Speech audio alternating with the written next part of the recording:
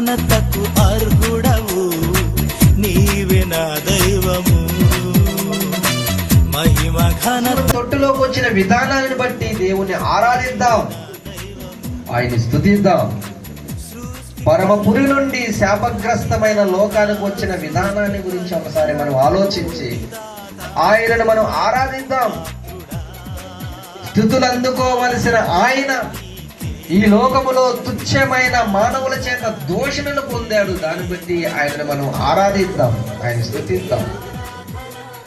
సర్వాధికారము కలిగిన దేవుడు సిలువలో మరణించడానికి ఇష్టపడ్డాడు. నీకోసమే, నీకోసమే, నీకోసమే, మనందరి కోసము సర్వాధికారము కలిగిన ఆయన సిలువలో మరణించడానికి ఇష్టపడ్డాడు. ఆ గొప్ప త్యాగమును బట్టి ఆయనను మనం ఆరాధిద్దాం. పరిమళ వీచికల దివిలో